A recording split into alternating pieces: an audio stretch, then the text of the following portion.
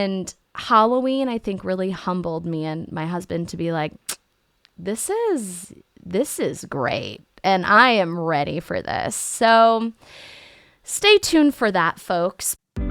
You are always attracting energy into your life. The question is, what can you be mindful about attracting? I'm Shannon Bills, mindset mentor, energy healer, and intuitive reader. And today, we're having mindfulness for breakfast.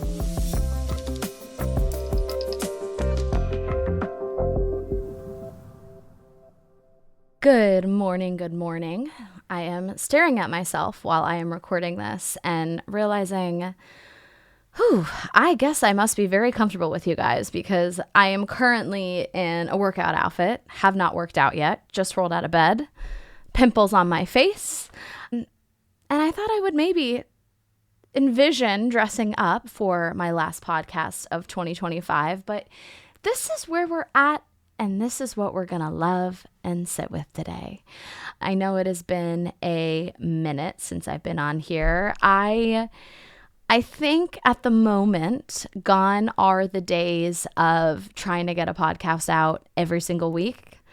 I am proud that I have done, this is my 33rd episode in a year and a half, and that is good with me. I so appreciate all of the messages I've been receiving of people who are like, when's the next one coming out? Or I'm loving the podcast episodes.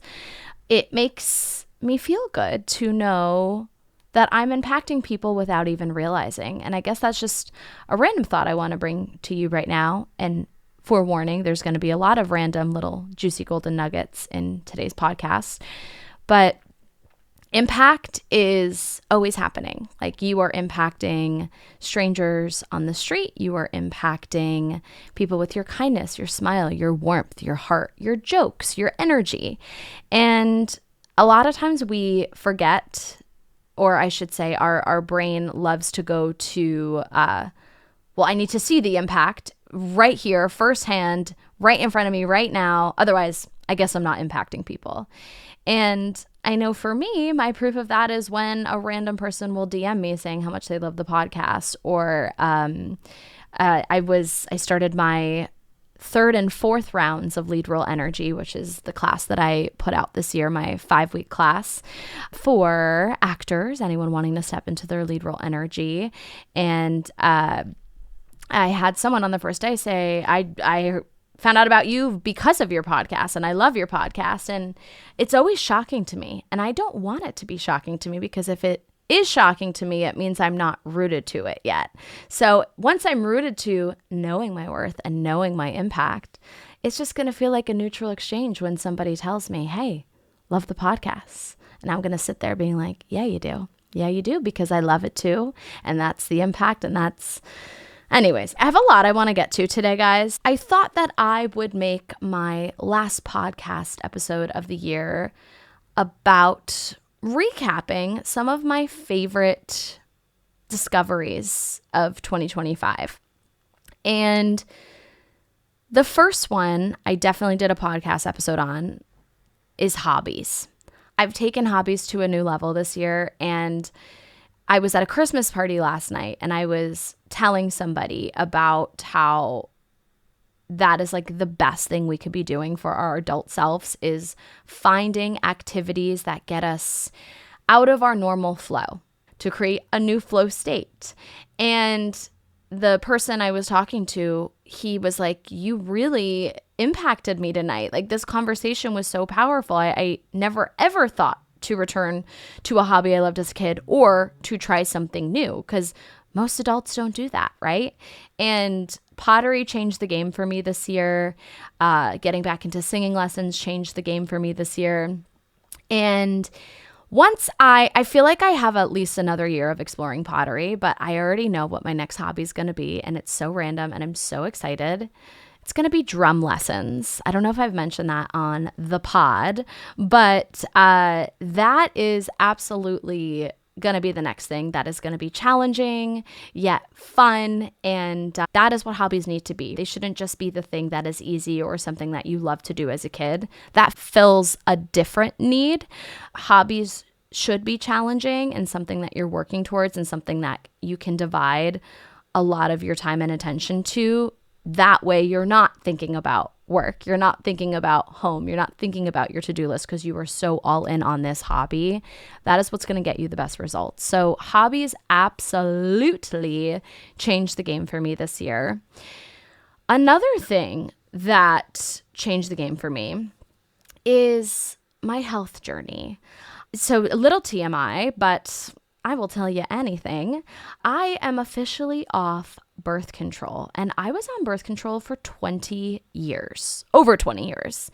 And the first thought, usually when I say that out loud to someone in front of me, aka you, is, oh my God, are you going to be trying for a kid soon?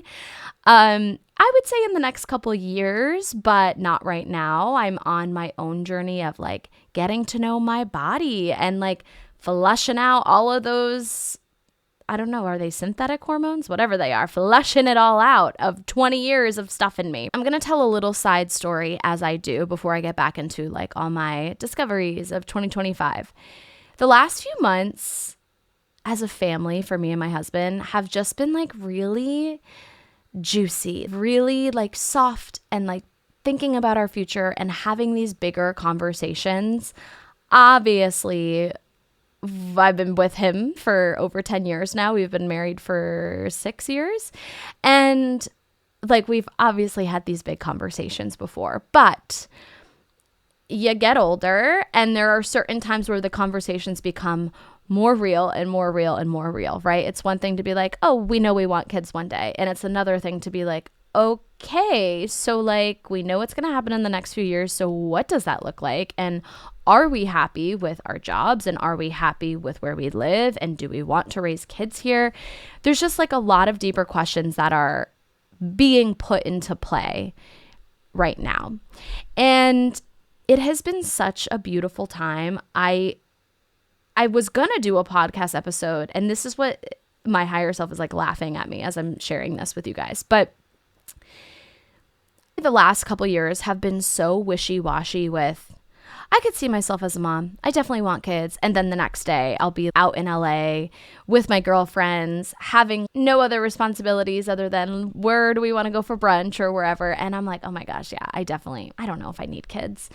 So wishy-washy with that the last couple years. And I was going to do a whole podcast episode on just how I feel big cities. I lived in New York and I lived in LA. Those are the places I have lived. And I think there is this certain energy that you don't really get outside of big cities where most people are putting their career above all else. And the kid timeline is way more pushed out than your typical hometown friend. And it's weird because when you're in the little bubble of LA or in the little bubble of New York City or in the little bubble of whatever city you're in, you don't think it's weird to not have a kid. You're like, oh yeah, no, like we're all good, guys. We could all do this for a few more years. We're loving it. It's so fun. But then the second you get out of the city bubble and to hometown or family or whoever, and you're seeing, oh my God, I am the only person from my high school to not have a kid.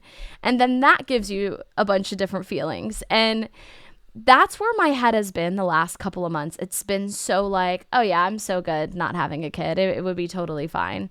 And then back in my hometown and I'm like, oh my God, do I need a kid? And your baby's so cute. And oh my gosh, am I delaying, my timeline? And I was having all of these thoughts at the time. This was just literally a month or two ago. Kelsey Ballerini, she's a country singer. She came out with a song called I Sit in Parks. And the song is literally about, I think the lyrics are, I sit in parks, it breaks my heart because I see how far from I am from the things that I want.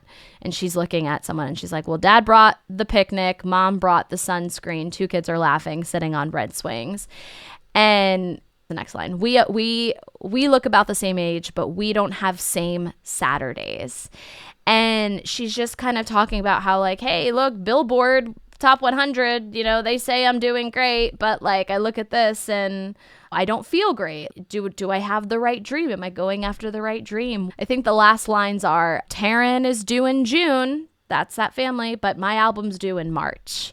And I just loved it. I'm like, oh my God, these are so my feelings right now. I also have felt so passionate about putting career first and building that up before I want to bring a kid into the world. And looking at these families, I'm like, did I do it wrong? Like, is there a right way?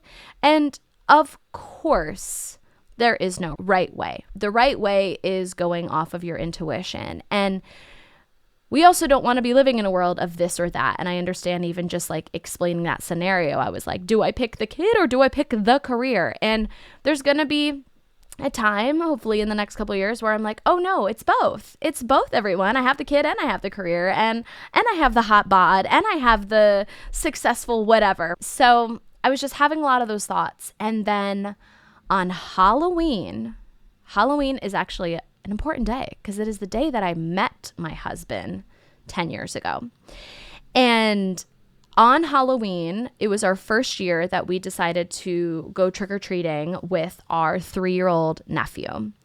And we went down to my in-laws, and they live in an adorable suburban town in Southern California. And my husband and I just had a moment of watching all of the kids in the street, all of them laughing and playing and all the parents out. And we both looked at each other and we were like, oh, we want this. We really want this. And I think it's easy to forget about those little magical moments when you're wrapped up in your city bubble and your industry bubble and your boss babe lady bubbles of, not thinking of kids yet. And Halloween, I think, really humbled me and my husband to be like, this is great. And I am ready for this. So stay tuned for that, folks. But to bring it back to my point of like my aha moments this year, obviously you all know about my friend's cancer journey, and she's doing great, by the way. I've had a lot of you reach out asking how she's doing, and she is doing great. Obviously, it's a long journey, but she inspired this health journey in me. And at that time, I was like, okay, I've been on birth control for so long. I want to go off. I want to understand my body. I want to understand my cycle as a woman because for 20 years, I was not ovulating. And that is insane. I don't even know what that feels like. So I'm on this journey of getting to know my body, and I wanted to do it very intentionally and have extra support since I have been off birth control for so long. And so I'm working with a functional doctor, and I'm working with an acupuncturist, and I'm taking a bunch of supplements, and I'm learning about all the different phases of my cycle. It's a really empowering time, and I'm approaching it with just what my functional doctor says, gentle curiosity. And I am loving it. It's having me look at things like, okay, yeah, I have a little bit more breakouts happening at the moment on my face or other little symptoms that are going on. And I'm not looking at it from the lens of what's wrong with my body. I'm looking at it of the lens of, this is so cool. Thank you, body. You're detoxing, and I'm loving the stage that we're in. This is just really interesting, and I'm curious about it. And body, what do you need from me? And that has been a really fun journey to be on the last couple months. That's another thing that I'm very grateful for 2025 giving me. And then I think the last thing that I feel I've really been stepping into in 2025 is, it's going to sound like a weird word to throw in a sentence of, well, I'm just going to say it, audacity, cultivating audacity. And if you were to Google the word audacity, it says willingness to take bold risks. And just that vibe and that energy, when I think about the first time I was like really introduced to Audacity, which there's probably been many times in my life, but just over the last couple of years, one of my best friends has this powerful energy around her. I was getting lunch with this friend, and we were at a very popular restaurant in LA, and it was very busy. And there was a table up in the front, and the hostess was like, hey, it's a 30-minute wait, and we're going to give you a table in the back. And my friend has the audacity to be like, we're going to take the front table. Just like said it like that. Now, there's all these different ways you can say what you need and say what you want. And I freaking love that about her. Just that vibe and that energy of like, no backup plan. This is what I want. And this is what is going to happen. And I've been stepping into that more. And I feel like a lot of people are noticing that even through my social media. I had a client tell me in the lead role energy class, Shannon, like, the last year, your vibe has shifted. There's just more like boss babe energy. And I'm feeling it. I'm feeling it even more. I think I used to say the right thing and the kind thing. And now I'm like, well, I'm just going to say what I want. And I'm going to trust that that resonates with people because it resonates with me. And I'm telling you, that has been the secret for me this year is like, oh, I just get to be me 100%. Now, yeah, I've known that and I've even preached that message for years and years, but I'm understanding this whole other layer to it with that like audacity energy of, oh no, I'm just going to say it. And it is going to offend some people, but it's going to awaken some people and it's going to really resonate with some people. So therefore, I need to say it.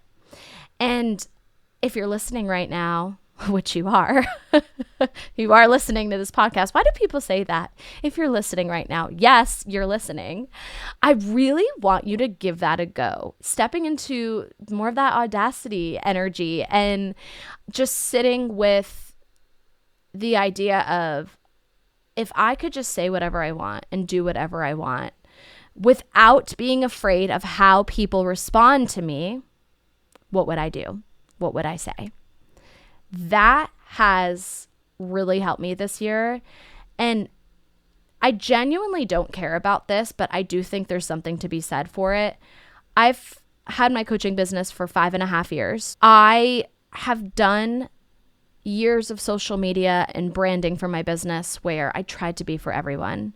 Or I've tried to be like specific, but in a very boxed in way. And this is the first time I feel like so 100% myself and so free to say whatever I want to say and trusting that my perspective needs to be shared.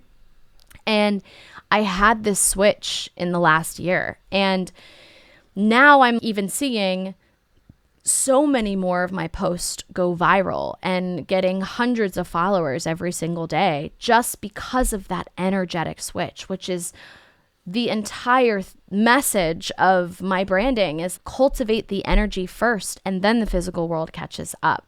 So that's been really cool to see and something I'm really grateful for that 2025 has shown me. It's of course also been a hard year just between my friend's cancer diagnosis and the LA fires that happened and really shook me up.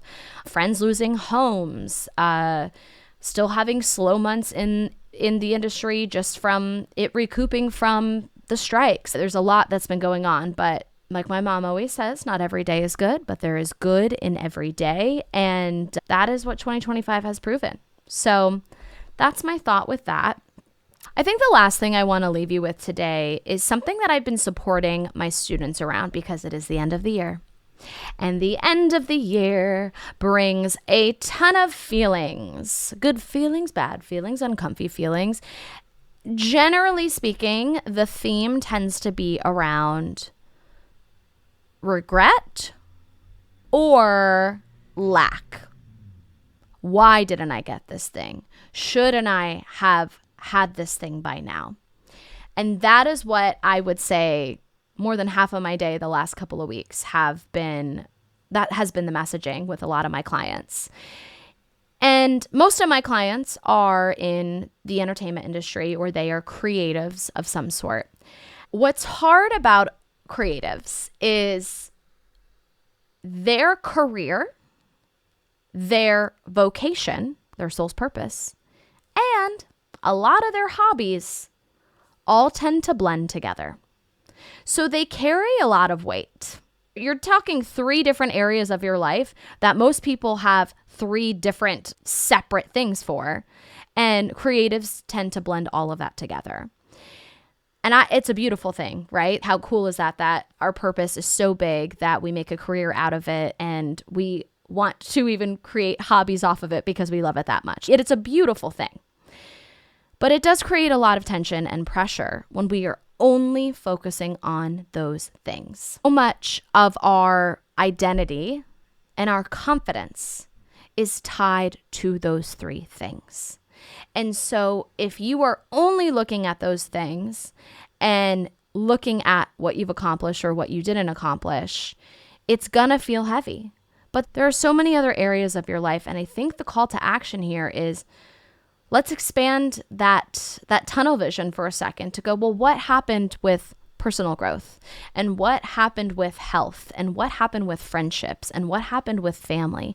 And what happened with money? And what happened with where we live? And what happened with social life? There are so many areas, and not every single thing is going to pop off like a firework every year, right?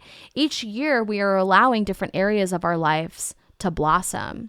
And that is part of the whole experience of our whole journey of being on earth and the journey to getting the life that we are wanting to build. So that's what I want you to be thinking about today towards the end of the year is 2 things. 1, you need to see what your feelings, your emotions are bringing to the surface. What are we shedding a light on? Maybe it is regret for certain things in our life. Maybe it is gratitude for certain things in our life. I actually want you to look at all of those things because we are not meant to hide them or suppress them. We are meant to pull them right up, look them in the face, and do something about it. And I want you to sit in the gratitude. I want you to sit in the regret and ask what the regret is telling you, because maybe it's lighting a fire in you to get more disciplined and take more action next year. Maybe it's saying, oh, I actually need to let my foot off the gas pedal and loosen my grip from this to not feel so tied down. But I want you to take that extra step and do something about what you are feeling right now. That is thought number 1. Thought number 2 is, how do we create that bird's eye view of our overall timeline, seeing all the things that are serving us this year? It is all adding to dream life. All of it is. And if you're not feeling that and seeing that, it's because you're thinking too close-minded. You're thinking in a box right now. So how do we stretch that to get ourselves to see all the good that is happening? And how can we reframe a bad situation? Let's say you broke your leg. Well, okay, what did breaking your leg teach you? Because we know we did a whole podcast episode on how there is always an energetic meaning behind any physical symptom. What was that there to show you? There was growth, even in those uncomfy or annoying moments of 2025. So I want you to sit in that. I have a really nice, juicy word. You know how I love my word of the year for next year, energy we want to cultivate. And I'm going to save that for a 2026 podcast. But for now, sit in this and please allow yourself to take a break. This is a time, especially for the entertainment industry, where we get off. There is no auditions happening between Christmas and New Year's. And I know it's going to feel uncomfortable to not be doing something for your career, but we all need to just unplug and get that reboot, that reset, and come back to 2026 feeling refreshed. Those are my vibes for today. I'm wishing you all a very happy, healthy, abundant, restful holiday season, and I will talk to you guys in the new year.